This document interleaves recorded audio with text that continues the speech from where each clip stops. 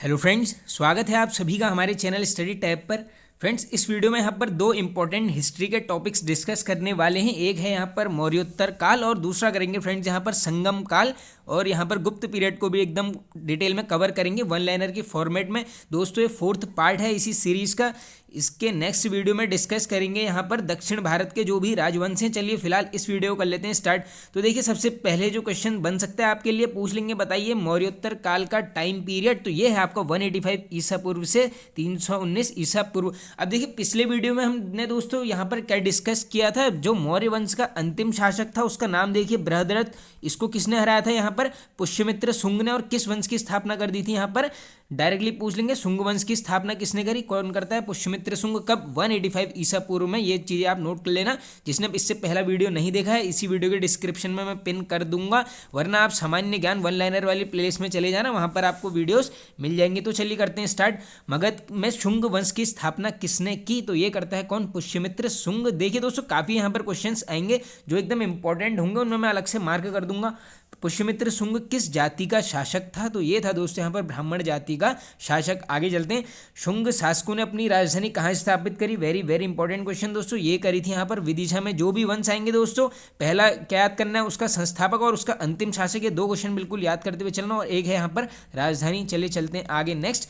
Indo यूनानी शासक Menander को किस शुंग शासक ने पराजित किया? वेरी वेरी इंपॉर्टेंट क्वेश्चन दोस्तों। ये किया गया था यहाँ पर पुष्यमित्र शुंग द्वारा। भरहुत स्तूप का निर्माण किसने करवाया? तो ये भी करवाता है आपका पुष्यमित्र शुंग। आगे चलते हैं। पुष्यमित्र शुंग ने कितनी बार अश्वमेध यज्ञ करवाया? बन सकता है बिल्कुल क्वेश्चन दोस्तों। ये करवाया है आपका 2 बार। आगे चलते हैं। पुष्यमित्र शुंग के लिए किसने अश्वमेध यज्ञ कराए? तो ये करवाए गए थे दोस्तों यहाँ पर पतंजलि के द्वारा। आगे चलते हैं। शुंग वंश का अंतिम शासक कौन था? तो देखिए दोस्तों, प्रथम देख लिया हमने, जो संस्थापक था पुष्यमित्र शुंग। अब अंतिम देख लीजिए, ये था आपका देवभूति। बिल्कुल इंपॉर्टेंट क्वेश्चन है, बन सकता है। आगे चलते हैं नेक्स्ट। अब इसके बाद नेक्स्ट वंश डिस्कस करेंगे, कण्व वंश। आइए देख लेते हैं। देवभूति की हत्या कब और किसने की थी? तो ये की गई थी यहाँ पर 75 ईसा पूर्व में। किसने? वासुदेव ने। डायरेक्टली पूछ लेंगे, कण्व वंश का संस्थापक बताओ, आंसर करोगे वासुदेव। वासुदेव किस वंश से संबंधित था? ये था आपका कर्ण वंश। और इसी वंश का अगर पूछ लेंगे आपसे अंतिम राजा, ये था आपका सुशर्मा। बिल्कुल इंपॉर्टेंट क्वेश्चन है। आगे चलते हैं। अब आगे चलते हैं दोस्तों, सुशर्मा की हत्या कब और किसने करी? तो ये करता है यहाँ पर दोस्तों 60 ईसा पूर्व में। कौन? सिमुक। अब ये सिमुक कौन है दोस्तों? ये आगे देखते हैं। देखो, सातवाहन वंश, इसका संस्थापक कौन है? यहाँ पर ये है सिमुक। डायरेक्टली क्वेश्चन बनेगा। अब दोस्तों देखो, क्रम भी बन सकता है, बिल्कुल आपसे पूछ सकते हैं, बताइए क्रम कब कौन सा वंश है? एक नंबर में पूछ लेंगे, तो देख लीजिए आप बिल्कुल आराम से। सबसे पहले देखो, आप मौर्योत्तर काल में क्या करोगे? शुंग वंश, उसके बाद करोगे कण्व वंश, उसके बाद आता है सातवाहन वंश। इसका संस्थापक हमने देख लिया है, ये है आपका सिमुक। सातवाहन शासकों ने अपनी राजधानी कहाँ स्थापित की? इंपॉर्टेंट क्वेश्चन है। ये करी गई है यहाँ पर प्रतिष्ठान में। कहाँ पर है? आंध्र प्रदेश के औरंगाबाद जिले में। सातवाहन शासकों के समय के प्रसिद्ध साहित्यकार कौन थे? तो ये थे दोस्तों हाल और गुणाढ्य। दोनों नाम बिल्कुल नोट कर लीजिए। आगे चलते हैं।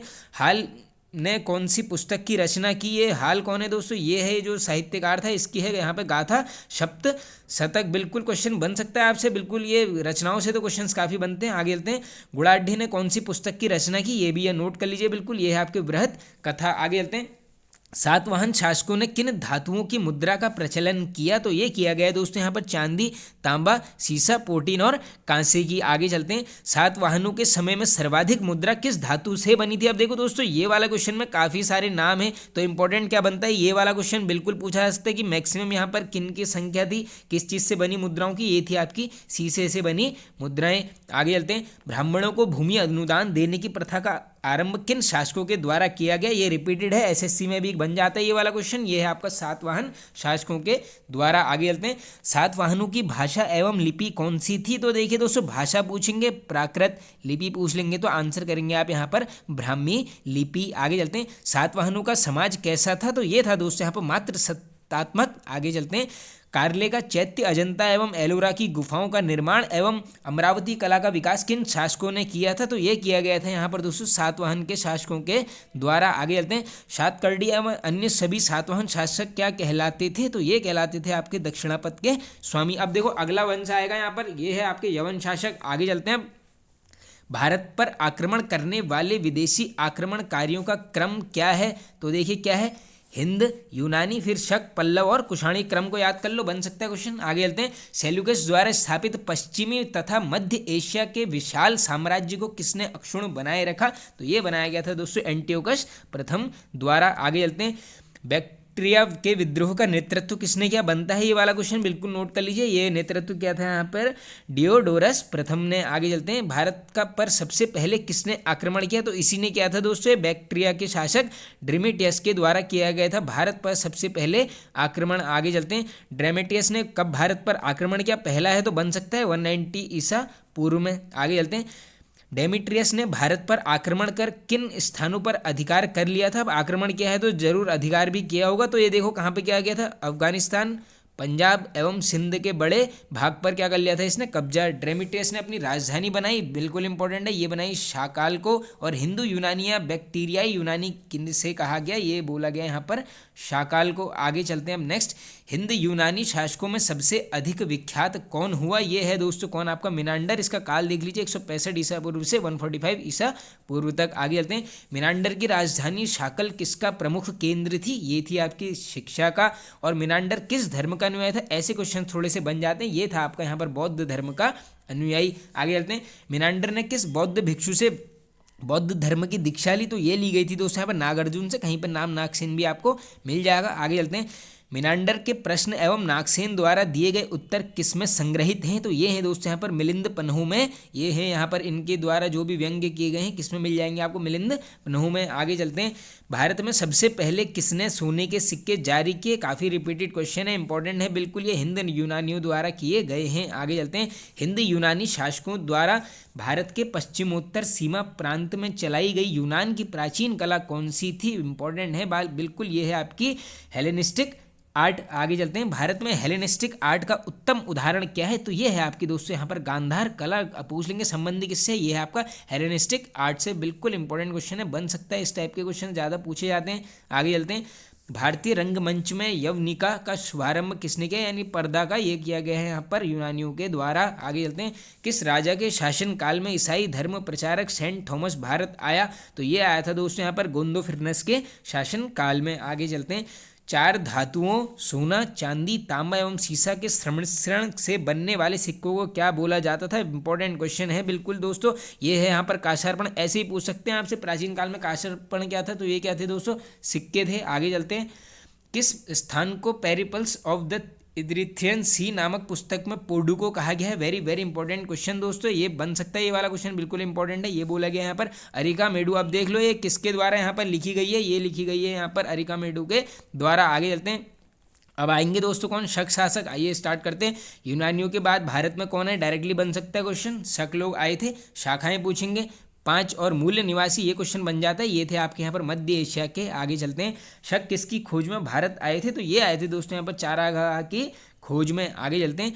उज्जैन के स्थानीय राजा ने शकों को कब पराजित किया? तो ये करते हैं दोस्तों यहाँ पर 58 ईसा पूर्व में। और क्वेश्चन बन सकता है किसने किया, अगर पूछ लेंगे। ये है आपका यहाँ पर विक्रमादित्य जी के द्वारा। आगे चलते हैं। शकों पर विजय के उपलक्ष्य में 58 ईसा पूर्व में कौन सा संवत प्रारंभ हुआ? ये क्वेश्चन तो काफ़ी रिपीटेड है दोस्तों। डायरेक्टली विक्रम संवत का काल पूछेंगे 58 ईसा पूर्व। आगे चलते हैं। भारतीय इतिहास में कितने विक्रमादित्य हुए? बन सकता है बिल्कुल, ये हुए यहाँ पर 14। आगे चलते हैं। कौन सा शासक सबसे अधिक विख्यात विक्रमादित्य था? ये आप सबको पता होगा दोस्तों, गुप्त साम्राज्य का जो सम्राट थे चंद्रगुप्त द्वितीय। आगे चलते हैं। शकों का सबसे प्रतापी शासक कौन था? बनता है बिल्कुल क्वेश्चन दोस्तों, ये था आपका रुद्रदामन प्रथम। रुद्रदामन प्रथम का शासनकाल अब इंपॉर्टेंट है, प्रतापी है तो इसका काल भी नोट कर लो। 130 से 150 ईसा तक था ये। आगे चलते हैं। रुद्रदामन प्रथम ने काठियावाड़ की किस झील का जीर्णोद्धार करवाया? तो ये करवाया गया था दोस्तों अर्धशुष्क सुदर्शन झील का। आगे चलते हैं। रुद्रदामन किस भाषा का प्रेमी था? बन सकता है ये भी बिल्कुल संस्कृत भाषा का ये क्या था? प्रेमी। आगे चलते हैं। शकों के सभी अभिलेख किस भाषा में रचित थे? इंपॉर्टेंट है बिल्कुल, इंपॉर्टेंट क्वेश्चन है, इसको याद कर लेना आप। ये थे आपको क्या आपका प्राकृत भाषा में। आगे चलते हैं। भारत में शक राजा अपने को क्या कहते थे? तो ये बोलते थे दोस्तों यहाँ पर क्षत्रप। आगे चलते हैं। सर्वप्रथम भारत में विशुद्ध संस्कृत भाषा में लंबा अभिलेख किस राजा द्वारा जारी किया गया? ये किया गया दोस्तों शक राजा, जो जिसका नाम था यहाँ पर रुद्रदामन। आगे चलते हैं।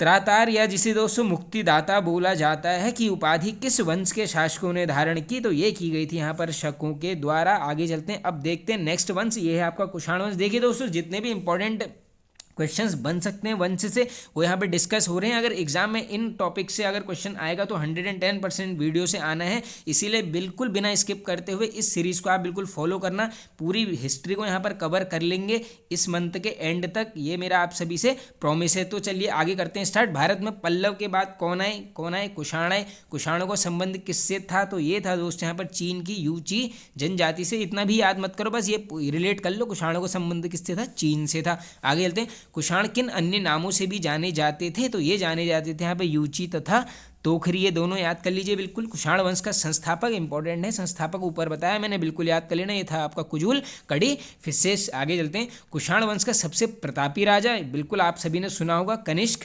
कनिष्क की राजधानी, ये भी इंपॉर्टेंट है दोस्तों, पुरुषपुर या पेशावर, कुछ भी ऑप्शन में वैसे पुरुषपुर ही आपको मिलने वाला है। आगे चलते हैं, कुषाणों की द्वितीय राजधानी, प्रथम देख लो पुरुषपुर, दूसरी पूछेंगे तो मथुरा। आगे चलते हैं, कनिष्क ने 78 ईसा में कौन सा संवत चलाया, इंपॉर्टेंट है, काफ़ी रिपीटेड है, ये चलवाता है कौन सा, शक संवत, कौन, कनिष्क।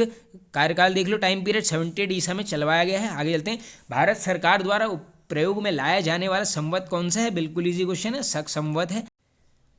बौद्ध धर्म की चौथी बौद्ध संगीति किसके शासन काल में संपन्न हुई, ये होती है आपके कनिष्क के शासन काल में। बाकी बौद्ध धर्म के ऊपर ऐसे ही वन लाइनर वाली वीडियो, ये सेकंड पार्ट था उस वीडियो का, जरूर आप देख लीजिए। आगे चलते हैं, कनिष्क बौद्ध धर्म के किस संप्रदाय का अनुयायी था, तो देखो दोस्तों, हमने उसमें वीडियो में देखा था, दो पार्ट में विभाजित हो गया था, एक था यहाँ पर हीनयान, दूसरा था महायान। तो ये जो कनिष्क है ये था आपका महायान संप्रदाय का। आगे चलते हैं, कनिष्क का राज्य वैद्य कौन था, ये बन जाता है डायरेक्टली क्वेश्चन दोस्तों। आयुर्वेद का विख्यात विद्वान था चरक, और आप सभी को पता ही होगा चरक ने एक इंपॉर्टेंट पुस्तक लिखी है जिसका नाम क्या है, चरक संहिता, बिल्कुल क्वेश्चन को रिलेट कर लेना। आगे चलते हैं, महाविभाषा सूत्र के रचनाकार कौन है, इंपॉर्टेंट क्वेश्चन है, बिल्कुल पूछा जा सकता है, ये है आपके वसुमित्र। आगे चलते हैं, बौद्ध धर्म का विश्व कोश किसे कहा जाता है, ये बोला जाता है आपका महाविभाषा सूत्र को, बिल्कुल इंपॉर्टेंट क्वेश्चन है, देखिए बनने के हाई चांसेस हैं, याद कर लेना। आगे चलते हैं, वसुमित्र, पार्श्व, नागार्जुन, महाचैत्य और संगरक्ष किसके दरबार की विभूति थे, तो ये सभी किसके थे दोस्तों, कनिष्क के राज दरबार में इंपॉर्टेंट पर्सन थे। आगे चलते हैं, भारत का आइंस्टाइन बोला जाता है, बिल्कुल इजी क्वेश्चन है, बोला जाता है नागार्जुन को। नागार्जुन द्वारा लिखित पुस्तक कौन सी है, तो ये है आपके यहाँ पर माध्यमिक सूत्र, इंपॉर्टेंट है, याद कर लीजिए। और कनिष्क की मृत्यु ये भी इंपॉर्टेंट है, 102 ईसा में हो जाती है क्या इसकी मृत्यु। आगे चलते हैं, कुषाण वंश का अंतिम शासक कौन था, इंपॉर्टेंट है, बन सकता है, ये कौन था आपका यहाँ पर वासुदेव। आगे चलते हैं, गांधार शैली एवं मथुरा शैली का विकास किस शासन काल में हुआ था, ये ऊपर हमने डिस्कस कर लिया है, कनिष्क के काल में ये चीजें होती हैं। आगे चलते हैं, रेशम मार्ग पर नियंत्रण रखने वाला सबसे प्रसिद्ध शासक कौन था, हजारों बार रिपीटेड हो चुका है स्टैटिक जीके में, ये था आपका कुषाण शासक। आगे चलते हैं, रेशम बनाने की तकनीक का आविष्कार सबसे पहले कहाँ हुआ, ऐसा पूछेंगे, आंसर करेंगे आप चाइना में, चीन। कुषाण काल के दौरान विकसित मूर्ति कला की गांधार शैली किसका मिश्रण है, आप देख लीजिए, हमने ऊपर डिस्कस अभी किया ही है कि ये जो गांधार शैली है किसके टाइम पे प्रचलित में थी, ये थी आपकी कुषाण कालों में। अब ये पूछ ले रहे हैं ये किस चीज़ का मिश्रण है, तो ये है आपका भारत ग्रीक शैली का। आगे चलते हैं, तक्षशिला के प्रसिद्ध होने का कारण क्या था, तो ये था क्या वहाँ का गांधार कला। आगे चलते हैं, कि संग्रहालय में कुषाण कालीन मूर्तियों का संग्रह अधिक मात्रा में है, बन सकता है, बिल्कुल ये है आपका मथुरा संग्रहालय में। आगे चलते हैं, भारत में किसने सोने के सर्वाधिक शुद्ध सिक्के जारी किए, ये रिपीटेड है बिल्कुल क्वेश्चन, इसको भी याद कर लीजिए, कुषाणों द्वारा किए गए। और प्राचीन काल में कलिंग का महान शासक कौन था, ये था आपका खारवेल। कुषाण काल में सबसे अधिक विकास किस क्षेत्र में हुआ था, तो ये हुआ था दोस्तों यहाँ पर वास्तुकला के क्षेत्र में, बन सकता है बिल्कुल क्वेश्चन। आगे चलते हैं, कौन सा अभिलेख कलिंग नरेश खारवेल से संबंधित है, इंपॉर्टेंट क्वेश्चन है, बिल्कुल ये है आपका यहाँ पर हाथी गुम्फा अभिलेख। और एक क्वेश्चन हमने इससे पहली वीडियो में वैदिक वाले में क्या डिस्कस किया था दोस्तों, अगर पूछेंगे आपसे सर्वप्रथम भारतवर्ष का जिक्र किस अभिलेख में हुआ है, तो यही है ये हाथी गुम्फा अभिलेख। यह क्वेश्चन हमने ऑलरेडी पहले इसके पहले पार्ट में डिस्कस कर लिया। आगे चलते हैं, बुद्ध की खड़ी प्रतिमा किस काल में बनाई गई, कुषाण काल में। किस चीनी जनरल ने कनिष्क को हराया था, ये अब इंपॉर्टेंट क्वेश्चन हो जाता है क्योंकि कनिष्क था इंपॉर्टेंट राजा, किसने हराया है, पेन चाओ ने। आगे चलते हैं, किस कुषाण शासक ने सर्वाधिक स्वर्ण मुद्राएं जारी करी, ये करी गई थी दोस्तों कडिफिसेस सेकंड के द्वारा, इंपॉर्टेंट है, इसको भी आप याद कर लेना। आगे चलते हैं, कौन सा शासक कनिष्क के बौद्ध होने के लिए उत्तरदायी था, ये था आपका अश्वघोष। रोमन साम्राज्य के अनुसरण पर किस वंश के शासकों ने केसर की उपाधि धारण की? तो ये की गई थी दोस्तों, देखो केसर को सीजर भी बोलते हैं, कुषाणु ने की थी। यहाँ पर आगे चलते हैं। अब दोस्तों देखो नेक्स्ट टॉपिक है संगम काल। इसका देख लीजिए कार्यकाल क्या है, पीरियड पहली से तीसरी सदी तक। अब देखो संगम काल में कितनी रचनाओं का वर्णन है, आंकड़ा बन सकता है बिल्कुल 2289। संगम काल की प्रसिद्ध रचना कौन कौन सी हैं? तो ये है आपका तमिल व्याकरण ग्रंथ तोल काप्यम, ये आप नोट कर लो किसके टाइम की है, संगम काल की ये रचना है। आगे चलते हैं। तोल काप्यम की रचना किसने करी है? तोल कापियर द्वारा ही की गई है, नाम से ही स्पष्ट हो रहा है। आगे चलते हैं। तोल काप्यम ग्रंथ किससे संबंधित है? ये है आपका व्याकरण और काव्य से। अब जैसे दोस्तों देखो एक क्वेश्चन डायरेक्टली पूछ लेते हैं, जो अर्थशास्त्र है कौटिल्य ने लिखी है किसके ऊपर प्रकाश डालती है? वो इकोनॉमी नहीं है, वो सभी को पता होगा, राजनीति के ऊपर वो प्रकाश डालती है। वैसे ही ये क्वेश्चन भी क्या पता बन सकता है, इसको भी याद कर लीजिए। आगे चलते हैं हम नेक्स्ट। चोल वंश का सबसे प्रसिद्ध शासक कौन था? ये था आपका करी काल। आगे चलते हैं। करिकाल गद्दी पर कब बैठा? ये बैठा आपका 190 ईसा के लगभग। आगे चलते हैं। किस चोल वंश के शासक ने उद्योग धंधे व कृषि को प्रोत्साहन दिया? बन सकता है क्वेश्चन बिल्कुल, ये करिकाल के द्वारा दिया गया है। आगे चलते हैं। चोल काल में सर्वोच्च न्यायालय को क्या कहा जाता था? अब देखो यहाँ पर सारे आपको इंपॉर्टेंट क्वेश्चन मिल जाएंगे, क्योंकि शब्दावलियों वाले काफ़ी बनते हैं। देखो अगर पूछेंगे सर्वोच्च न्यायालय को क्या बोलते थे, ये बोलते थे मनरम, किसमें? चोल काल में। अगर पूछेंगे चोल काल में सूती वस्त्र उद्योग का मुख्य केंद्र, ये था आपका उरेयूर। और पांड्य की राजधानी क्या थी? ये सभी को पता होगा, ईजी है बिल्कुल, मदुरै। चेर वंश का शासन किस क्षेत्र पर था? ये था आपका केरल। और ये पूछ लेंगे आपसे चेर वंश का प्रसिद्ध शासक, ये था आपका यहाँ पर सेंगटटू, बिल्कुल याद कर लेना। आगे चलते हैं हम नेक्स्ट। किस शासक को लाल चेर कहा जाता है? रिपीटेड है ये, इसी को बोलते हैं दोस्तों सेंगटटुवन को। आगे चलते हैं। तमिल का गौरव ग्रंथ जीवक चिंतामणि किससे संबंधित है? अगर पूछ लेंगे तमिल का गौरव ग्रंथ कौन सा है, जीवक चिंतामणि, संबंधित है आपका जैन धर्म से। तमिल भाषा के शिल्प पद्माकारम और मणि मेखलेई नामक, दोस्तों देखो बोलने में भी थोड़ा सा साउंडिंग आ नहीं रही है, शिल्प पादिकारम और मणि मैखलेई नामक गौरव ग्रंथ किससे संबंधित हैं? ये दोनों ही हैं आपके हिंदू धर्म से। संगम युग में उरेयूर किसके लिए विख्यात था? ये क्वेश्चन ऑलरेडी बना है दोस्तों, ये है आपका कपास का उस टाइम का ये मुख्य व्यापारिक केंद्र था। आगे चलते हैं। धार्मिक कविताओं का संकलन कूरल किस भाषा में है? इंपॉर्टेंट क्वेश्चन है दोस्तों, कूरल पूछ लेंगे किस भाषा में है? तमिल भाषा में। किस संगम युगीन राज्य में संरक्षण में 3 संगमों का आयोजन किया गया? ये किया गया आपका पांड्य काल में। आगे चलते हैं। किसने उल्लेख किया है कि नंदों ने अपना कोष गंगा की धारा में छिपा रखा था? ये किया गया है आपका मामूलनार के द्वारा। आगे चलते हैं। कपाटपुरम या अल्लवे में संपन्न द्वितीय संगम का एकमात्र शेष ग्रंथ कौन सा है? ये है आपका तोल कापियम। आगे चलते हैं। संगम किससे संबंधित हैं? ये हैं आपके विद्वानों से। आगे चलते हैं हम नेक्स्ट क्वेश्चन की तरफ। स्ट्रैबो के अनुसार संगम युग के किस वंश के शासक ने रोमन सम्राट अगस्टस के दरबार में 20 ईसा पूर्व के लगभग अपना एक दूत भेजा? बन सकता है बिल्कुल, ये पांड्य नरेशों के द्वारा। आगे चलते हैं। तमिल काव्य का इलियट कहा जाता है, इंपॉर्टेंट क्वेश्चन है दोस्तों, ये बोलते हैं आपके यहाँ पर शिल्पादि कारम को। आगे चलते हैं। तमिल काव्य का ओडिसी, ये किसको बोलते हैं यहाँ पे? मणि मेखलेई को। सब याद कर लेना बिल्कुल। और ये पूछ लेंगे आपसे कि पोहर की स्थापना किसने करी है? कावेरी पट्टनम बोला जाता है, ये करी गई है कारिकेल द्वारा। आगे चलते हैं। मजरिस किस राज्य का प्रमुख बंदरगाह था? वेरी रिपीटेड क्वेश्चन है ये, तो एकदम है चेर साम्राज्य का मुख्य बंदरगाह। आगे चलते हैं। प्राचीनतम तमिल देवता मुरुगन किस वैदिक देवता के सदृश्य हैं? ये हैं आपके स्कंद या कार्तिकेय। आगे चलते हैं हम नेक्स्ट। अब देखो यहाँ से डिस्कस करेंगे गुप्त साम्राज्य के दोस्तों। इसके बाद जो वीडियो आएगा उसमें मैंने आप सभी को बता ही दिया है, दक्षिण भारत के राजवंश डिस्कस करेंगे, और उसके बाद जब वो हो जाएगा उसके बाद हम यहाँ पर मध्यकालीन भारत को ऐसे ही डिस्कस करेंगे। तो चलिए करते हैं गुप्त साम्राज्य का स्टार्ट। देखो उदय पूछेंगे कहाँ से स्टार्टिंग हुई है, तो ये हुई है आपकी 319 ईसा से 540 से, इनका टाइम पीरियड नोट कीजिए। और पूछ लेंगे स्टार्टिंग, ये है आपके प्रयाग के नगड कौशंबी से। आगे चलते हैं। गुप्त वंश का संस्थापक, ये बिल्कुल इजी क्वेश्चन है, ये है श्रीगुप्त। इसमें चंद्रगुप्त मत करना। देखिए संस्थापक कौन था? श्रीगुप्त। उत्तराधिकारी घटोत्कच और महान सम्राट पूछेंगे तब होगा आपका आंसर यहाँ पर चंद्रगुप्त प्रथम। अब देखिए चंद्रगुप्त प्रथम जो है काफ़ी इंपॉर्टेंट शासक है, तो इसका डायरेक्टली देख लीजिए आप कब गद्दी पर बैठा है। ये बैठा है आपका 320 ईसा पर। आगे चलते हैं। चंद्रगुप्त प्रथम का विवाह किसके साथ हुआ? ये बनता है क्वेश्चन दोस्तों। लिच्छवी की राजकुमारी थी कुमार देवी, नाम याद कर लीजिए। चंद्रगुप्त प्रथम ने किसकी उपाधि धारण की? ये की गई थी यहाँ पर महाराजाधिराज की। और गुप्त संवत की शुरुआत, इंपॉर्टेंट क्वेश्चन है, ये करते हैं कौन? चंद्रगुप्त प्रथम। आगे चलते हैं।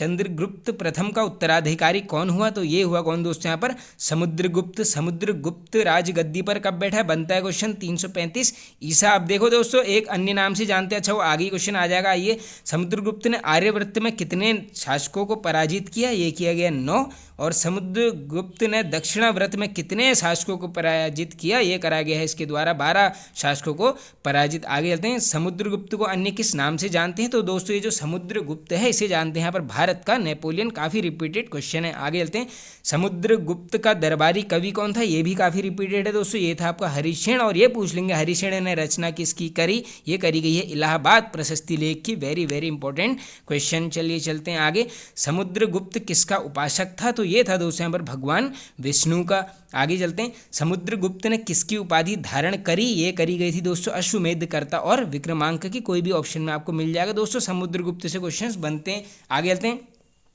किस गुप्त शासक को कविराज भी कहा जाता है? तो देखो दोस्तों, एक हमने देख लिया भारत का नेपोलियन, उसके ऊपर पूछ लेंगे कविराज, ये भी बोलते हैं समुद्रगुप्त को। आगे चलते हैं, समुद्रगुप्त का उत्तराधिकारी कौन हुआ? ये है इंपॉर्टेंट बिल्कुल, ये है आपके यहाँ पर चंद्रगुप्त द्वितीय। पूछ लेंगे गद्दी पर कब बैठे? 380 ईसा में। आगे चलते हैं, चीनी बौद्ध यात्री फाहियान किस शासक के काल में भारत आया? इंपॉर्टेंट है बिल्कुल, ये रिपीटेड होते रहता है दोस्तों, चंद्रगुप्त के शासनकाल में आता है भारत कौन? चीनी यात्री फाहियान। आगे चलते हैं, किस पर विजय के उपलक्ष्य में चंद्रगुप्त द्वितीय ने चांदी के सिक्के चलाए? इंपॉर्टेंट है बिल्कुल, ये शकों के ऊपर जब इन्होंने जीत हासिल करी। आगे चलते हैं, चंद्रगुप्त द्वितीय का उत्तराधिकारी कौन हुआ? तो ये हुआ दोस्तों यहाँ पर कुमारगुप्त प्रथम। कहीं पे मिल जाएगा आपको गोविंद गुप्त। और पूछ लेंगे कब बैठा गद्दी पर? 415 ईसा में। अब नालंदा विश्वविद्यालय की स्थापना किसने करी? इंपॉर्टेंट क्वेश्चन है, स्थापना पूछेंगे। कुमारगुप्त। ध्वस्त किसने किया? ये किया आपका बख्तियार खिलजी के द्वारा। ये दोनों ही क्वेश्चन स्टैटिक जीके में रिपीटेड हैं। आगे चलते हैं, कुमारगुप्त प्रथम का उत्तराधिकारी ये था आपका स्कंद गुप्त। चलते हैं आगे, स्कंदगुप्त गद्दी पर कब बैठा? ये बैठता है आपका 455 ईसा में। और ये क्वेश्चन बिल्कुल इंपॉर्टेंट है दोस्तों, स्कंदगुप्त ने किस झील का पुनरुद्धार किया? अगर ऐसा पूछ लेंगे तो ये किस झील का करते हैं? यहाँ पर गिरनार पर्वत पर स्थित सुदर्शन झील का। आगे चलते हैं, स्कंदगुप्त ने पर्णदत्त को कहाँ का गवर्नर नियुक्त किया था? ये किया था आपका सौराष्ट्र। आगे चलते हैं, हुणों का आक्रमण किसके शासनकाल में शुरू हो गया था? ये क्वेश्चन भी रिपीटेड है दोस्तों, इंपॉर्टेंट, याद कर लीजिए। स्कंदगुप्त के टाइम पर हुणों का आक्रमण स्टार्ट हो जाते हैं। अब पूछेंगे आपसे, बताइए इस साम्राज्य का अंतिम शासक? गुप्त साम्राज्य का आंसर करेंगे भानुगुप्त। आगे चलते हैं, गुप्त साम्राज्य की सबसे बड़ी प्रादेशिक इकाई कौन सी थी? ये सारी शब्दावलियां अब इनको बिल्कुल यहीं पर मैं तो बोलूंगा आप ले लो स्क्रीनशॉट पहले इस चीज का। देखो ये थी आपकी यहाँ पर देश। इसके अलावा गुप्त साम्राज्य की दूसरी प्रादेशिक इकाई पूछेंगे, ये थी आपकी भुक्ति। और गुप्त वंश में देश के शासक, ये रिपीटेड रहता है, ये बोलते हैं आपके गुप्ता। आगे चलते हैं, गुप्त वंश में भुक्ति के शासक क्या कहलाते थे? ये बोलते थे उपरी। के सबका स्क्रीनशॉट ले लेना फ्रेंड्स आप। भुक्ति के नीचे कौन सी इकाई थी? ये थी आपकी विषय। और विषय के प्रमुख बोलते थे यहाँ पर विषय पति। आगे चलते हैं, पुलिस विभाग का मुख्य अधिकारी क्या कहलाता था? दोस्तों गुप्त के टाइम की बातें चल रही हैं, ये बोला जाता था यहाँ पर दंड पाशिक। पुलिस विभाग के साधारण कर्मचारियों को बोला जाता था, ये बोले जाता था दोस्तों चार्ट एवं भाट। पूछ लेंगे क्या था गुप्त पीरियड में? ये क्या थे? पुलिस विभाग के अधिकारी। आगे चलते हैं, प्रशासन की सबसे छोटी इकाई पूछेंगे, आपका आंसर होगा ग्राम। और ग्राम का प्रशासक किसके द्वारा संचालित होता था? ग्राम सभा के द्वारा। और जो ग्राम सभा का मुख्य है उसे बोलते थे यहाँ पर ग्रामीण। ये पूरा आप स्क्रीनशॉट ले लीजिए, मैं इसको बिल्कुल आप सभी के लिए एकदम छोटा कर देता हूँ। चलिए चलते हैं आगे नेक्स्ट क्वेश्चन की तरफ। ग्राम समूह की छोटी इकाई को क्या कहा जाता था? तो ये बोलते थे यहाँ पर पेट। आगे चलते हैं, गुप्त शासन में भूमि बिक्री संबंधी अधिकारियों के क्रियाकलापों का उल्लेख किसमें है? तो ये है आपके कुमारगुप्त के दामोदरपुर ताम्रपत्र में। पूछ लेंगे दामोदरपुर ताम्रपत्र का संबंध बताइए, आंसर करोगे आप कुमारगुप्त से। आगे चलते हैं, गुप्त काल में भू राजस्व की दर क्या थी? इंपॉर्टेंट क्वेश्चन है दोस्तों, 1/4 से 1/6 भाग तक थी यहाँ पर क्या भू राजस्व की दर।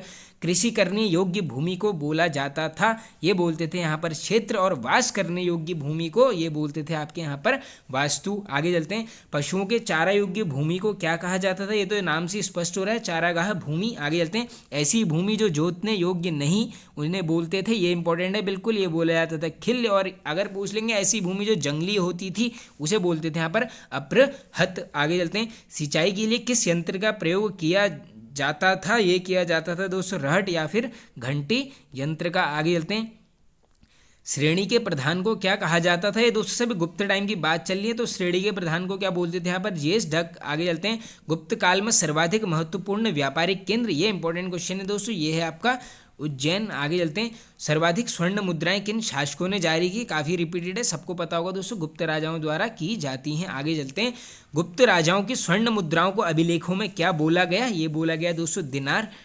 कायस्थों का सर्वप्रथम वर्णन किसमें मिलता है? तो ये मिलता है हमें यहाँ पर याज्ञवल्क्य स्मृति में। आगे चलते हैं, जाति के रूप में कायस्थों का सर्वप्रथम वर्णन किसमें मिलता है? ये मिलता है आपका यहाँ पर ओशनम स्मृति में। आगे चलते हैं, विंध्य जंगल में किस जाति के लोग अपने देवताओं को मनुष्य का मांस चढ़ाते थे? तो ये करती थी दोस्तों कौन? शबर जाति। आगे चलते हैं, अब ये इंपॉर्टेंट क्वेश्चन है दोस्तों, सर्वप्रथम सती होने का प्रमाण मिलता है। वेरी वेरी इंपॉर्टेंट क्वेश्चन दोस्तों, ये मिलता है 510 ईस्वी में, जो भानुगुप्त का अभिलेख था, नाम भी नोट कर लो, एरण अभिलेख। क्या मिलता है? सर्वप्रथम सती होने का प्रमाण रिपीटेड है बिल्कुल। आगे चलते हैं, गुप्त काल्य में वेश्यावृत्ति करने वाली महिलाओं को बोला जाता था? तो ये बोलते थे दोस्तों यहाँ पर गणिका, और अगर वृद्ध वेश्याओं को पूछ लेंगे ये बोलते थे यहाँ पर कुट्टनी। आगे चलते हैं, गुप्त शासक किस धर्म के अनुयायी थे? तो ये सभी थे दोस्तों यहाँ पर वैष्णव धर्म के अनुयायी। गुप्त शासकों का राज्य चिन्ह बन सकता है? बिल्कुल, ये था आपका विष्णु भगवान का वाहन, क्या था यहाँ पर? गरुड़। आगे चलते हैं, गुप्त काल में वैष्णव धर्म संबंधी सबसे महत्वपूर्ण अवशेष क्या है? तो ये है आपका यहाँ पर दोस्तों देवगढ़ का दशावतार मंदिर। कहाँ पर है? झांसी में।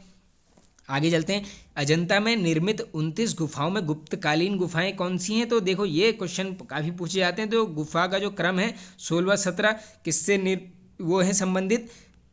गुप्तकालीन गुफाएं हैं। इसके अलावा पूछेंगे गुप्त संख्या 17 के चित्र को क्या कहते हैं? ये भी क्वेश्चन रिपीटेड है, ये बोलते हैं यहाँ पर चित्रशाला। आगे चलते हैं, चित्रशाला में किन घटनाओं से संबंधित चित्र उद्धृत किए गए हैं? तो ये करते हैं दोस्तों बुद्ध के जन्म, महाभिनिशीकरण एवं महापरिनिर्वाण को डायरेक्टली पूछ लेंगे। महापरिनिर्वाण क्या है? बुद्ध की मृत्यु को बोला गया है ये, और जन्म को क्या बोला गया है यहाँ पर? महाभिनिशीकरण। ये जब इन्होंने ग्रह त्यागा था और ये चल पड़े थे उसको बोलते हैं यहाँ पर महाभिनिशीकरण। ये बुद्ध वाली वीडियो देख लेना आप जरूर दोस्तों, सारी वीडियोस को देखते हुए चलना।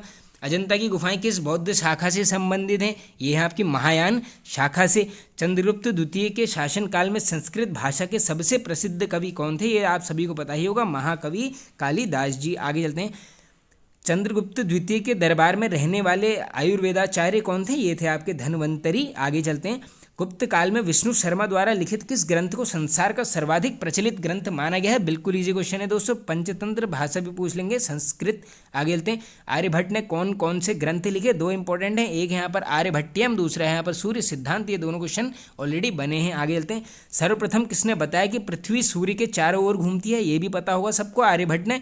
पुराणों की वर्तमान रूप में रचना किस काल में हुई? तो ये होती है आपके यहाँ पर गुप्त पीरियड में। आगे चलते हैं, वराहमिहिर एवं भानुगुप्त ब्रह्मगुप्त किस शासक के दरबार के प्रमुख विद्वान थे? तो ये दोनों ही थे दोस्तों, चंद्रगुप्त द्वितीय के। आगे चलते हैं, गुप्त काल में चांदी के सिक्कों को क्या कहा जाता था? रिपीटेड है बिल्कुल, ये बोलते थे यहाँ पर रुपये का। यज्ञवल्क्य, नारद, कात्यायन एवं बृहस्पति स्मृतियों की रचना किस काल में हुई? ये सबकी हुई है दोस्तों गुप्त पीरियड में। आगे चलते हैं, सांस्कृतिक उपलब्धियों के कारण किस काल को भारतीय इतिहास का स्वर्ण युग बोला जाता है? इंपॉर्टेंट क्वेश्चन है, डायरेक्टली पूछ लेंगे, भारतीय इतिहास का स्वर्ण काल, ये आंसर होगा आपका गुप्त पीरियड को। आगे चलते हैं, गुप्त शासन के दौरान ऐसा व्यक्ति कौन था जो एक महान खगोल विज्ञानी और गणितज्ञ था? बिल्कुल इजी क्वेश्चन है, आर्यभट्ट जी थे ये। आगे चलते हैं, गुप्त राजवंश के लिए प्रसिद्ध था? तो ये था दोस्तों आपका किसके लिए? कला और अपने स्थापत्य कला के लिए। आगे चलते हैं, अजंता चित्रकारी की विषय वस्तु किससे संबंधित है? ये क्वेश्चन हमने काफ़ी बार स्टैटिक जीके में डिस्कस किया है, ये है आपके बौद्ध धर्म से। स्कंद गुप्त को किस स्तंभ लेख में शक्रोपम कहा गया है? बन सकता है बिल्कुल दोस्तों, शक्रोपम बोला गया है किसको? स्कंदगुप्त को। किसमें? कहोम स्तंभ लेख में। आगे चलते हैं, श्रीलंका के राजा मेघवर्मन ने किस स्थान पर भगवान बुद्ध का मंदिर बनवाने की अनुमति मांगी थी? ये दी गई थी दोस्तों बोध गया। आगे चलते हैं, मंदिर निर्माण कला का जन्म सर्वप्रथम कब हुआ? तो ये होता है दोस्तों गुप्त काल में। आप सभी को बताइए होगा, काफ़ी मंदिरों का प्रचलन हो चुका था, निर्माण कार्य उस टाइम पर चल रहे थे। आगे चलते हैं, महरौली स्थित लौह स्तंभ का निर्माण किस सदी में हुआ? ये होता है आपका यहाँ पर चतुर्थ सदी में। आगे चलते हैं, गुप्तकालीन शासन प्रणाली किस प्रकार की थी? तो ये क्या थी दोस्तों? एक राजतंत्रात्मक प्रणाली थी। आगे चलते हैं, अमरकोश के लेखक अमर सिंह किस शासक के दरबार से जुड़े थे? तो ये थे आपके यहाँ पर चंद्रगुप्त द्वितीय। डायरेक्टली पूछ लेंगे, अमरकोश के लेखक, ये नाम से स्पष्ट हो रहा है, अमर सिंह। सारनाथ के धमेख स्तूप का निर्माण किस काल में हुआ? ये भी होता है आपके गुप्ता काल में। आगे चलते हैं, कुमार संभव महाकाव्य किसकी रचना है? ये सबको पता होगा दोस्तों, ये है आपकी कालिदास जी की। आगे चलते हैं, नगरों का क्रमिक पतन किस काल की एक महत्वपूर्ण विशेषता थी? तो ये थी आपकी दोस्तों यहाँ पर गुप्त काल की। आगे चलते हैं, कालिदास द्वारा रचित अग्निमित्र नाटक का नायक था? तो ये था दोस्तों अग्निमित्र, बन सकता है, बिल्कुल इंपॉर्टेंट क्वेश्चन है। आगे चलते हैं, समुद्रगुप्त की सैनिक उपलब्धियों का वर्णन किस अभिलेख में उपलब्ध है? यह है आपके प्रयाग का जो अभिलेख है। किस काल में स्त्रियों कि पुरुषों में बराबरी थी? बन सकता है क्वेश्चन, ये थी आपकी गुप्त काल में। आगे चलते हैं, अजंता गुफाओं के सरीखी गुफाएं मध्य प्रदेश में कहाँ मिली हैं? तो ये मिली है आपकी बाग, ये जगह का नाम है, बिल्कुल धार, ये नोट कर लेना आप। आगे चलते हैं, बाल विवाह की प्रथा किस काल में आरंभ हुई? तो ये भी होती है आपकी गुप्त काल में। देखिए दोस्तों, आप देख रहे होंगे सारे वन लाइनर्स यहाँ पर आ रहे हैं। अगर इस टॉपिक से एग्जाम में क्वेश्चन आएगा तो इसी वीडियो में से कहीं पर से भी आने वाला है, तो इसलिए 1 मार्क्स से ही सिलेक्शन रुकता है और होता है। तो दोस्तों देखो, वीडियो तो आपने देखनी ही पड़ेंगी, क्योंकि स्टैटिक जगह में कहीं से भी क्वेश्चन आ सकता है, बिल्कुल याद करते हुए चलना फैक्ट्स को। यूरोपीय भाषा में अनुदित प्रथम भारतीय ग्रंथ कौन सा है? यह है आपका अभिज्ञान शाकुंतलम। आगे चलते हैं, गुप्तकालीन सिक्कों का सबसे बड़ा ढेर कहाँ से प्राप्त हुआ? इंपॉर्टेंट है, ये हुआ आपका बयाना, कहाँ है? भरतपुर में। आगे चलते हैं, वर्तमान गणित में दशमलव प्रणाली आविष्कार का श्रेय जाता है? ये इंपॉर्टेंट क्वेश्चन है, बिल्कुल गुप्त युग को जाता है। किस गुप्त शासक ने अपने सिक्कों पर अपने को वीणा बजाते हुए आकृति में अंकित करवाया है? तो ये क्वेश्चन ऐसे भी बनता है कि वीणा बजाती हुई आकृति किसकी मिली है समुद्रगुप्त की। भारत का नेपोलियन भी बोला जाता है। गुप्तकालीन पुस्तक नवीनतम का संबंध किससे है? बन सकता है, बिल्कुल, ये है आपका चिकित्सा से। तांबे का सिक्का जारी करने वाला पहला गुप्त शासक? ये पूछेंगे, आंसर करेंगे आप रामगुप्त। इंपॉर्टेंट क्वेश्चन है। आगे चलते हैं, सर्वराज्योच्छेता यानी जो सभी राजाओं को उखाड़ फेंकने वाला, इसकी उपाधि दी गई थी समुद्रगुप्त को। और हरिशेन, ये ऊपर भी डिस्कस कर लिया, किसका राज दरबारी था? ये था आपका समुद्रगुप्त का। आगे चलते हैं नेक्स्ट, कालिदास की कौन सी कृति की गिनती विश्व की सर्वाधिक प्रसिद्ध 100 कृतियों में की जाती है? ये की गई है दोस्तों अभिज्ञान शाकुंतलम। किसने लिखी है? महाकवि कालिदास जी के द्वारा। गुप्त काल की प्रसिद्ध पुस्तक नवीनतम का संबंध किस क्षेत्र से है? ये है आपका यहाँ पर चिकित्सा के क्षेत्र से। और गुप्त संवत एवं शक संवत में कितना अंतर है? ये भी रिपीटेड है, 241 वर्ष का। आगे चलते हैं, किसने समुद्रगुप्त को भारत का नेपोलियन कहा गया था? आप देखो, भारत का नेपोलियन किसको बोला जाता है? समुद्रगुप्त को। पूछ लेंगे किसने? Vincent Smith. इंपॉर्टेंट क्वेश्चन है। आगे चलते हैं, आज का लास्ट टॉपिक है दोस्तों गुप्तोत्तर काल। ये देखिए, पुष्यभूति वंश या वर्धन वंश इसी के अंदर आए थे। अब देखो, पुष्यभूति वंश का संस्थापक कौन है? ये नाम से स्पष्ट हो रहा है, पुष्यभूति। राजधानी पूछेंगे थानेश्वर। और वर्धन वंश की स्वतंत्रता का जन्मदाता किसे माना जाता है? ये मानते हैं यहाँ पर प्रभाकर वर्धन को। आगे चलते हैं, वर्धन वंश के किस शासक ने परम भट्टारक और महाधिराज की उपाधि धारण करी? ये करी गई थी प्रभाकर वर्धन के द्वारा। आगे चलते हैं, हर्षवर्धन के अग्रज राजवर्धन सेकंड की हत्या किसने करी? ये की गई थी दोस्तों गौड़ नरेश। नाम नोट कर लीजिए, शशांक है। शशांक किस धर्म का अनुयायी था? ये नाम से देखो 100 और 100 रिपीटेड है, ये है आपका शैव धर्म। बोधि वृक्ष को किसने कटवा दिया था? बनता है क्वेश्चन ये वाला, तो ये शशांक ने ही कटवाया था। पुष्यभूति वंश का सबसे प्रतापी शासक पूछेंगे, आंसर करेंगे आप हर्षवर्धन को। और शशांक को पराजित किया, ये किया गया था हर्षवर्धन के द्वारा। आगे चलते हैं, हर्षवर्धन ने अपनी राजधानी किसे बनाया? इंपॉर्टेंट है, रिपीटेड है, ये है आपका कन्नौज को बनाया था। आगे चलते हैं, हर्ष और पुलिकेशन द्वितीय के बीच युद्ध किस नदी के तट पर हुआ? तो ये होता है आपका यहाँ पर नर्मदा नदी के तट पर। इस युद्ध में किसकी पराजित हुई? तो ये हर्ष यहाँ पर हार जाता है। और चीनी यात्री ह्वेनसांग किसके शासन काल में आता है? ये आता है आपके हर्षवर्धन के शासन काल में। आगे चलते हैं, हर्षवर्धन को अन्य किस नाम से जाना जाता था? बन सकता है, इंपॉर्टेंट क्वेश्चन है। ये बोलते थे यहाँ पर शिलादित्य। ह्वेनसांग किस उद्देश्य से भारत आया? तो ये आता है दोस्तों नालंदा विश्वविद्यालय में पढ़ने से। दोस्तों उस समय जो नालंदा विश्वविद्यालय था, ये पूरे विश्व में ही एकदम विख्यात था, प्रसिद्ध था, इसीलिए यहाँ पर काफ़ी बाहर से यात्री आए थे। हर्ष ने किस वर्ष अपने दून चीन भेजा? अपने हर्ष ने पूछा गया है अपना दूत चीन कब भेजा है? 641 ईसा में। आगे चलते हैं, शुरुआत में हर्ष किस भगवान का उपासक था? तो ये था आपका भगवान शिव और सूर्य का। ह्वेनसांग से मिलने के बाद हर्ष ने किस धर्म को राज्याश्रय प्रदान किया? तो ये करता है कौन? बौद्ध धर्म को। और हर्ष ने बौद्ध धर्म की किस शाखा को अपनाया? ये इसने अपनाया था यहाँ पर महायान को। आगे चलते हैं, हर्ष का दरबारी कवि कौन था? ये आप सभी ने सुनाई होगा दोस्तों, बाणभट्ट। इसकी 2 रचनाएं पूछी जाती हैं, देख लीजिए, हर्षचरित और कादंबरी, दोनों के लेखक हैं यहाँ पर बाणभट्ट। आगे चलते हैं, प्रियदर्शिका, रत्नावली तथा नागानंद नामक संस्कृत नाटक ग्रंथों की रचना की है। ये की गई है यहाँ पर हर्ष के द्वारा। आगे चलते हैं, किसको भारत का अंतिम हिंदू सम्राट बोला जाता है? ये बोला जाता है आपका हर्षवर्धन को। आगे चलते हैं, हर्ष के अधीनस्थ शासक को क्या कहा जाते थे? ये कहलाते थे दोस्तों महाराज अथवा महासामंत।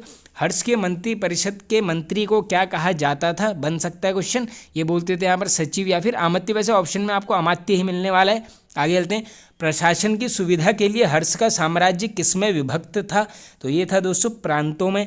आगे चलते हैं, प्रांत को क्या कहा जाता था? तो ये बोला जाता था दोस्तों यहाँ पर भुक्ति। आगे चलते हैं, प्रत्येक भुक्ति का शासक क्या कहलाता था? तो ये कहला जाता था दोस्तों राज्य, स्थानीय, उपरिक्त अथवा राष्ट्रीय। वैसे ऑप्शन में आपको ये वाला ज़्यादा मिलता है, उपरिक्त, इसको याद कर लीजिए।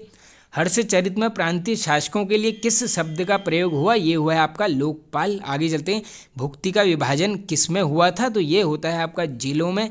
पूछ लेंगे आपसे, जिले के प्रधान को ये बोलते हैं विषयपति। शासन की सबसे छोटी इकाई ये बोला जाता है ग्राम, और ग्राम शासक के प्रधान को ये बोलते हैं आपके ग्रामाध्यक्ष, पटेलक।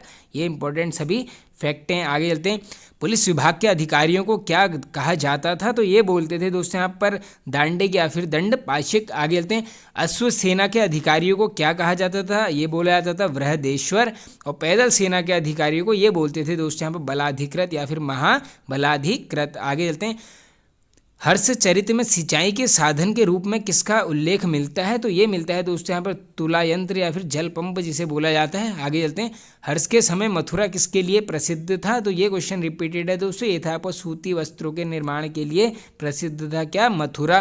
किस व्यक्ति को द्वितीय अशोक कहा जाता है? रिपीटेड है बिल्कुल, हर्षवर्धन को। सकलोत्तपर्थनाथ किसके कहा गया है? तो दोस्तों ये जो सकलोत्तरापथनाथ बोला गया है, ये बोला गया है आपका हर्षवर्धन को। देखिए इतना बड़ा साउंड है, बोला भी नहीं जा रहा है अच्छे से। आगे चलते हैं, हर्षवर्धन की बहन राज्यश्री का विवाह किसके साथ हुआ था? तो ये होता है दोस्तों मौखरी का नरेश जो था ग्रह वर्मा। आगे चलते हैं, हर्षवर्धन ने 606 ईस्वी में हर्ष संवत की स्थापना किस उपलक्ष्य में की थी? ये की गई थी अपने राज्यारोहण के उपलक्ष्य में। आगे चलते हैं, हर्षवर्धन ने कहाँ 2 महान धार्मिक सम्मेलनों का आयोजन करवाया? तो ये करवाया गया दोस्तों यहाँ पर कन्नौज और प्रयाग में। आगे चलते हैं, गुर्जरों को किस शासक ने पराजित किया? तो ये किया गया था यहाँ पर हर्षवर्धन के ही द्वारा। आगे चलते हैं, भारत में ह्वेनसांग को याद करने का प्रमुख कारण है? तो ये है दोस्तों, आप सभी को पता होगा, CU की जो इसने लिखी थी पुस्तक, उसी की रचना है। डायरेक्टली पूछ लेंगे, किस चीनी यात्री को वर्तमान शाक्य मुनि एवं यात्रियों में राजकुमार बोला जाता है? दोनों याद कर लो बिल्कुल क्रम से। ये बोलते हैं यहाँ पर ह्वेनसांग को। और कितने वर्ष भारत में रहा लगभग पूछेंगे, आंसर करेंगे आप यहाँ पर 14 साल। आगे चलते हैं, कुंभ मेले को प्रारंभ करने का श्रेय किसे दिया जाता है? तो ये दिया जाता है आपका यहाँ पर हर्षवर्धन को। आगे चलते हैं, भारत के लोग गर्म मिजाज के हैं, उन्हें जल्दी गुस्सा आता है परंतु ईमानदार होते हैं। यह कथन किसका है? ये कथन है दोस्तों यहाँ पर ह्वेनसांग का। आगे चलते हैं, ब्राह्मणों को दिए जाने वाले कर मुक्ति भूमि अपदान को क्या कहा जाता था? ये बोलते थे दोस्तों यहाँ पर अग्रहार। आगे चलते हैं, दक्षिण भारत के संदर्भ में एरीपत्ती का अर्थ क्या है? तो ये क्या है दोस्तों, जलाशय की भूमि। और ये पूछ लेंगे, हर्ष के काल में भू राजस्व की सीमा। ये थी आपकी 1/6 से 1/10। और आज का लास्ट वंश है दोस्तों राष्ट्रकूट वंश। इंपॉर्टेंट सभी क्वेश्चन आएंगे इसमें। देखो, राष्ट्रकूट वंश का संस्थापक पूछेंगे दंतिदुर्ग। स्थापना कब हुई पूछेंगे इस वंश की? 752 ईसा। और ये पूछेंगे राजधानी, ये थी आपकी मणिकर या मनियाखेत। ऑप्शन में मणिकर ही मिलने वाला है। आगे चलते हैं, एलोरा के प्रसिद्ध कैलाश मंदिर का निर्माण किस राष्ट्रकूट शासक ने करवाया? देखो, राष्ट्रकूटों के द्वारा करवाया गया है। एलोरा के प्रसिद्ध कैलाश मंदिर का निर्माण किसने करवाया? कृष्ण प्रथम के द्वारा। किस राष्ट्रकूट शासक ने कन्नौज पर अधिकार करने हेतु त्रिपक्षीय संघर्ष में भाग लिया? इंपॉर्टेंट क्वेश्चन है, बनता है दोस्तों। ये किया गया था ध्रुव के द्वारा। प्रतिहार नरेश वत्सराज एवं पाल नरेश धर्मपाल को किसने पराजित किया? तो इन दोनों को कौन करता है? ध्रुव पराजित करता है। आगे चलते हैं, नेक्स्ट क्वेश्चन है दोस्तों, ध्रुव को किस अन्य नाम से भी जाना जाता है? ये जाना जाता है आपका धारा वर्ष, पल्लव, पांड्य, केरल एवं गंग शासकों के संघ को किसने पराजित किया? ये करता है यहाँ पर गोविंद तृतीय। और अमोघ वत्स किस धर्म का अनुयायी था? तो ये जो अमोघ वत्स था, ये वर्ष ये था आपका जैन धर्म का अनुयायी। कन्नड़ में कविराज मार्ग की रचना किसने करी, बनता है क्वेश्चन, अमोद्य वर्ष के द्वारा की गई है। आगे चलते हैं, आदि पुराण की रचना किसने करी, ये करी गई है जिनसेन के द्वारा। आगे चलते हैं, गणित सार ग्रंथ की रचना ये करी गई है दोस्तों यहाँ पर महावीराचार्य के द्वारा। और अमोद्य वृत्ति की रचना किसने करी, ये करी गई है यहाँ पर शाक्त्यायन के द्वारा। ये सब क्वेश्चन आप नोट कर लेना, बिल्कुल बन सकते हैं, स्क्रीनशॉट लेना चाहते हैं आप ले सकते हैं बिल्कुल। अमोद्य वर्ष ने किस प्रकार अपने जीवन का अंत किया, तो ये किया गया दोस्तों तुंगभद्र नदी में जल समाधि लेकर। आगे चलते हैं, अरब निवासी अल मसूदी किसके शासन काल में भारत आया, तो ये आता है दोस्तों इंद्र तृतीय के शासन काल में। राष्ट्रकूट वंश का अंतिम महान शासक, अंतिम पूछ लेंगे, आंसर करेंगे कृष्ण तृतीय। और शांति पुराण की रचना किसने करी, ये करते हैं यहाँ पे पौन्न के द्वारा, याद कर लेना। आगे चलते हैं, एलिफेंटा गुफा मंदिरों का निर्माण किसके समय में हुआ, ये होता है आपका राष्ट्रकूटों के समय में। अब देखो दोस्तों, इसी में एक वैसे क्वेश्चन स्टैटिक जीके का आपको बताया तो एक काफ़ी बार रिपीटेड रहता है, पूछ लेंगे आपसे, खजुराहो के मंदिरों का निर्माण किसने करवाया था, ये कराया था आपका यहाँ पर चंदेल शासकों के द्वारा। आगे चलते हैं, एलोरा में कितनी शैलकृत गुफाएं हैं, आंकड़ा बिल्कुल बन सकता है, ये है आपकी 34। और ये 1 से 12 तक की गुफाएं संबंधित हैं, ये हैं आपके यहाँ पर बौद्धों से, 13 से 29 पूछेंगे तो हिंदुओं से। और लास्ट क्वेश्चन है आज के, 30 से 34 तक की गुफाएं संबंधित हैं, ये हैं आपकी जैनियों से। तो फ्रेंड्स, ये वाला वीडियो यहाँ पर एंड होता है। नेक्स्ट पार्ट में यहाँ पर डिस्कस करेंगे बिल्कुल जो भी यहाँ पर दक्षिण भारत के राजवंश थे उनको डिस्कस करेंगे, और उसके बाद करेंगे यहाँ पर मध्यकालीन भारत को। तो ये वीडियो एंड होता है। आई होप आप सभी को पसंद आया होगा दोस्तों। पसंद आया तो एक लाइक कर दीजिए, कमेंट करके बताइए आपको वीडियो कैसा लगा। चैनल पर नए हैं तो फ्रेंड्स सब्सक्राइब कर लीजिए, बेल आइकन को प्रेस कर लेना। Okay friends, thank you.